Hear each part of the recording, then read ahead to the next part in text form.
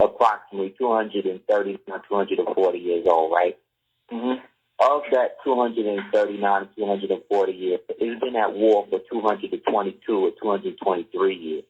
Mm-hmm. So do the math. That means that there's only been a certain maybe 15 years, 20 years of peace. And I don't even know when that ever was, because for as long as I can remember, they've been fighting somebody. Mm-hmm. So what that says is that the nature of the past history, or let's say the nature of the past 200 and plus years, has been really of conflict and confrontation and confusion. So whenever you have a situation where a group of people who are not from a place can go to another place, claim what the people themselves were, and then make those people alien to their land, you're dealing with a form of genocide that is almost unspeakable, you know? Mm-hmm. However, when it comes to the actual so-called history of the original man and original woman in America, what we're talking about is the fact that, believe it or not, there is a specific identity that was held by our ancestors and parents and stuff, whether they knew it or not. But the problem is, your history, nationality, is also tied into your birthright and inheritance. So if I want to get you to devalue what you have, I have to first make you think that what you have is valueless. Right. You understand what I'm saying? So what that means then is that the trick was never about whether or not you came from Africa or not. The biggest trick is the fact that you've always been in Africa, because according to most people in the know, Africa is a collective or word of art, or a symbolic word that really means the earth itself. Mm-hmm. So when you're calling yourself an African American specifically, what you're doing is declaring that you really are of two continents. But that is not itself a nationality. If you go on to the almanacs of any nation, you will never see the term black or white in any of those national archives and things like that, unless you're dealing with the United States. And that's because in the United States, you have to be a color. You understand? Because the United States functions under something called colorable law. And in a colorable law-based system, that which is law is not. That which appears to be law but is not is actually the law. So the law says that if you exist here, you have to be a U.S. citizen. That's not the law. That's what they tell people. You see what I'm saying? Because they know that not only so-called black people or so-called African-American people don't know who they are. White folk and the rest of these people don't know who they are either. So what you're dealing with is a melting pot of confusion that is perpetually filled up with more confusion every 25 years. Meaning every 25 to 35, let's say 50 years, the original people or the people that were here first always have to be relabeled as something else. Like when you was a kid, right? When we was growing up, or at least when I was growing up, because we're peers, I'm a little older. So when I was growing up, there was no such thing as, like, I didn't know nothing about a middle passage, for instance. When I was growing up, it was the triangle trade. Right? Okay. That's what it was in a history book. Then maybe 25 years, 15 years after that, it became the middle passage. Then maybe a couple of years after that, it became the transatlantic slave trade, right? And so what that showed me growing up was that there was different phases of this thing that they called slavery, right? However, when I researched the word slavery, I found out that the root of that word was Slav, which is Slovakian or Slovenian, which means to serve or to be a serf, which means like a slave. And it also says the slave, or the term Slovak or Slovenian, meaning slave, meaning to serve, was also the nationality of people from a place called Slovenia. So what that told me was then, if that's the case, then how are these people that are not from Slovenia, so-called black people, how are they given the name of a nationality of a people who will always servile when they never even from this place? The same way that you could have a group of people, and like I said, you go from calling them what? Indians to niggers or Negroes, and then from niggers to Negroes and Indians to contraband. Like, they've been calling black people crazy stuff. Coons, right? All Sambo, like all of these different derogatory terms, all the way up to this term African American. Most people who fight for that word don't even realize that that word of art was invented or was coined by people like Jesse Jackson at a specific time and date within our lifetime. Yeah, I remember Bobby Hemmings said that. You're right. Yeah, right, within our lifetime. So what that says is that that's like people who call themselves Arabs today. That term Arab was coined in 1914 by a guy named T.E. Lawrence during the time that they were trying to fight against the waning Turkish Empire. So they only are calling themselves that, a word that's only been maybe 80 plus, maybe not even 100 years old.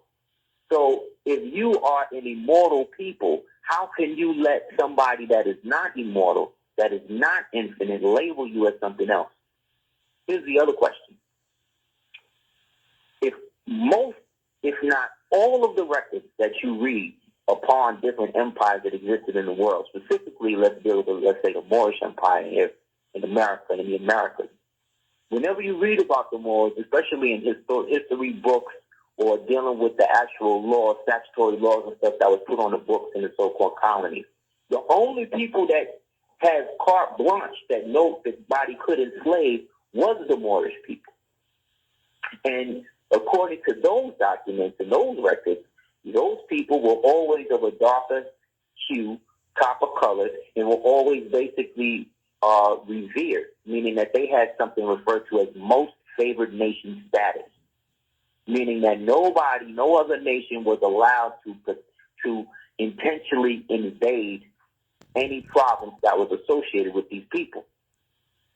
So if that's the case, and these people had this not only over here, but over there in so-called what we now today call Africa, Europe, Asia, Russia, there's not any place in the world that I have not researched, that I have not found a Moorish presence where people was referring to themselves as that. India, Cambodia, Indonesia, Indochina, like all of these places, right? And the wild thing is that everybody knows. It's just that when you bring that type of information here, what you're dealing with is the fact that your nationality or your true nationality or true indigenous bloodline is also wrapped up in an inheritance and a birthright that nobody else got but you.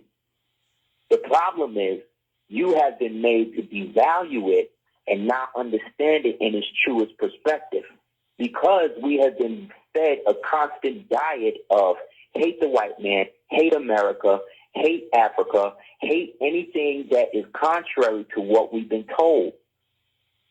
But what if the people who told you that you wasn't from there actually received checks and actually swore oaths not to tell you what you really are, so they could walk around and be you and take advantage of your birthright and inheritance without you catching on to it? Because what you have been taught is that you're not from here.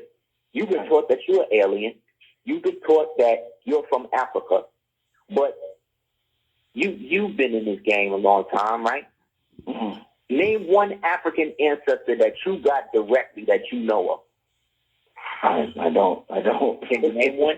Can you name what part of Africa that ancestor came from? Well, who in your family had Native American or Indian ancestry? You could probably tell me. I was about to say, when we was young, we used to always hear, so-and-so got Indian in them. I got Indian in my family, right? We always heard those tales. We always heard that, right? I just did a class on that. And I'm entitled the class the lesson that I got Indian in my family. Because, like, for instance, if I ask you right now, name me 5 kings from Africa, Sunni Ali, Muhammad Ismail, who else? Timbuktu. Who else you know from Africa? The king. Abraham, right? Solomon, right? Right? You could. My point is, you could name people, right? Name me 5 kings from America. You can't.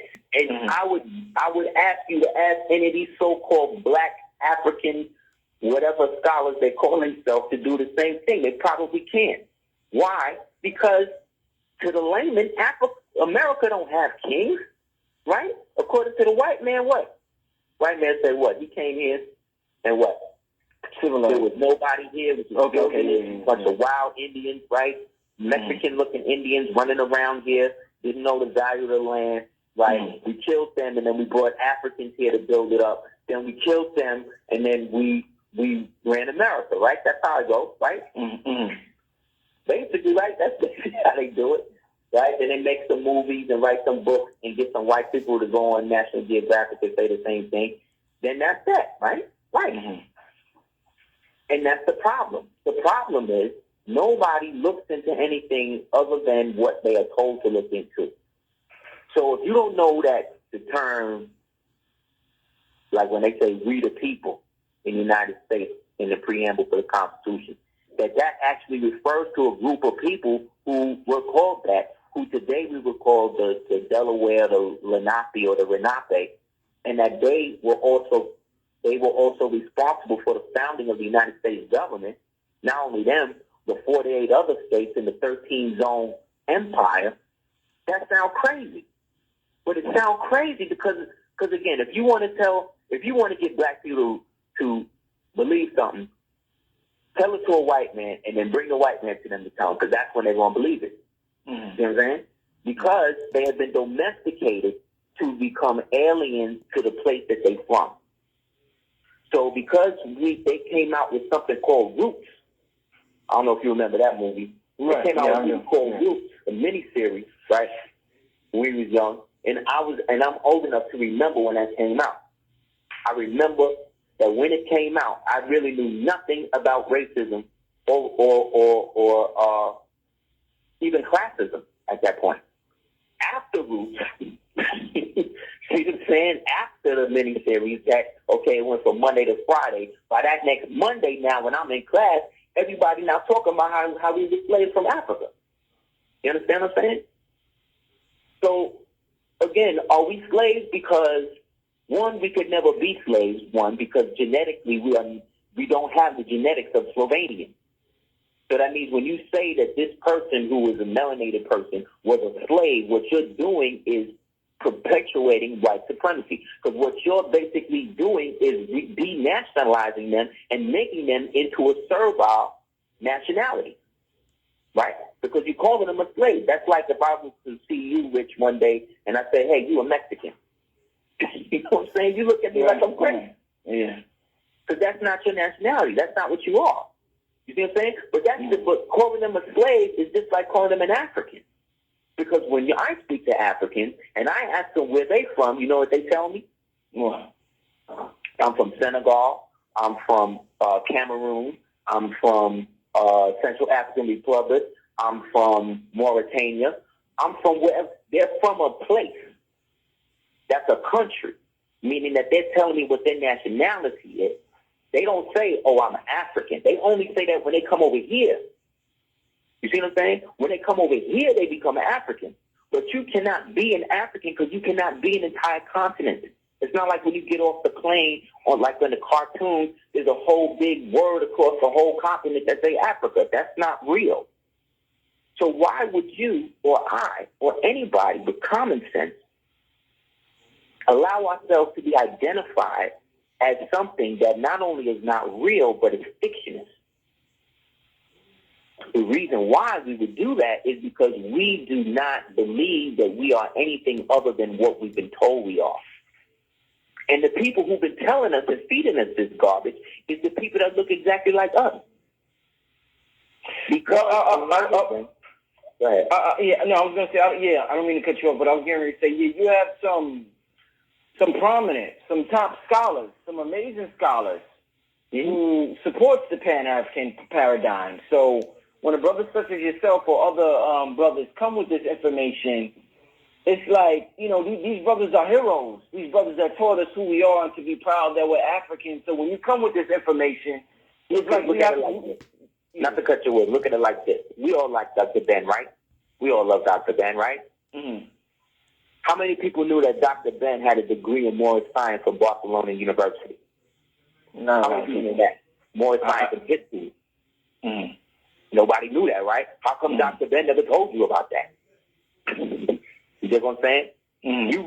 You read John Henry Clark's book, right? Mm-hmm. He talked about blacks and stuff like that or whatever. But have you ever read any J.A. Rogers books? Yeah. You read J.A. Rogers books, Sex and Race, Volume 1, Superman the Man, those type of books. Predate half of the people that we like today. But nobody talk about him. Just like we didn't hear about Noble Joe Ali the whole time growing up as black kids, up until we got to a certain age. Why is that? You done heard about everybody else in the world when it comes to black history, right? But how come you never heard about this dude? This dude walked right next to Marcus Garvey. Yeah. We heard about Garvey. How come they never tell you about him? How come? But if you go to different places in the world, people know all about him. I was in Japan, man, and they knew about the prophet. How come you don't know? Because you've been trained, just like I was trained, to ignore what's in front of my face for the hope that somebody will come and basically save me. Just like they said, black people became Christian by force. But why? Was it just about worshiping a white Jesus? Was it really just about that? No, it wasn't. Because what we have to understand is that the way we look at religion today is not how religion was back in the days. Religion back in the days was looked at as a political allegiance, the same way you have Republican and Democrat. And it just so happened that the Republicans, the elephants, the descendants of Carthage, the descendants of Hannibal, the Carthaginians, the so-called Phoenicians, the so-called Etruscans, the so-called Fomorians, the so-called Minoans, the so-called Macedonians, all of these people I'm talking to you about are Moors, and they were referring to themselves as that at the time. There is an inscription. One of the oldest inscriptions in America is the Born Stone in Coxsacommack Bay, in the Chesapeake Bay. And it has the Born Stone that was placed there however many thousands of years ago by Hannibal's great-great-grandfather, Hanno Bay, which annexed this part of the world with the old Moorish Empire from the other side of the world. But the problem, again, is that we've been taught that we were what? Egyptians. What else? But what did the Egyptians call themselves? Did they call themselves Egyptians? Because when you read the E. Wallace Budge translation, it says that they refer to themselves as Ta-Amur, which would basically break down to Ta-Amore, which Ta meaning the, Mur or more meaning Mur or more, meaning the Moors. So that's right there in the translation. If you want to get the hieroglyph for it, it's an owl with the Aries sign on the forehead, standing on top of a mouth with what looks like the sign for Aquarius, the scraggly line on the right side of it. That's how it was said in what we call ancient Kemet. Kemet is not even that's another word of art. That's an art word created by Pan-Africanists. That word is not even 50 years old.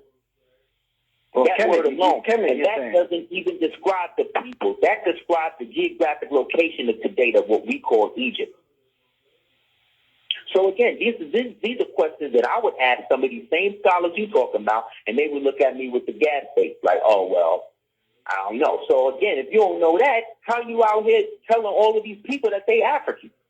You think what I'm saying? Mm-hmm. According to one of the oldest maps in the world, the Piri Reis map, it basically has everything listed from the west of Mali all the way to California. And that was called the Maghreb al-Aqsa, also known as the Morocco of the farthest west. This is in documents over 1,300 years old, man. That's right there. That's in some of these same books. So when I used to ask myself, well, if I'm seeing this, I know I'm not crazy. How I know they had to see it. You did? But then when I realized it, I looked at it, I said, well, how many of these black scholars actually have a nationality? How are you sitting there talking to me about African and Pan-Africanism and all that, and you still listed as a 14th Amendment United States citizen? That don't make sense. The only reason I could talk about Moorish history and culture and science and all that is because I know that it's all encompassing, that it's all the same thing. So I can look at a rock, I can look at a picture of Selassie with a fez on, and I know that's a fez. It's a golden fez. But a roster will look at the same picture and say, oh, that's a crown. And we're both right. The only difference is I'm looking at what it really is in the context of it dealing with a nationality, a birthright, and an inheritance. He's looking at it from the perspective of, oh, that's the King of Kings. You see? So it's perspective. It's how you were brought up in this. And pan anything. Pan means what? Racism and stuff? Okay. So, again, that means that this term that we're using to describe an aspect, right, has a dual meaning. So that would then also mean African has a dual meaning, right? That would also mean American has a dual meaning, right? Because the same people that's given us these terms to identify with is the same people, right, who have put themselves under the same spell. So what we know as the Pan-African movement came after what was called the Pan-American movement. And it was spearheaded way back in the 30s and all that with Marcus Garvey. Because Marcus Garvey was talking about nationality.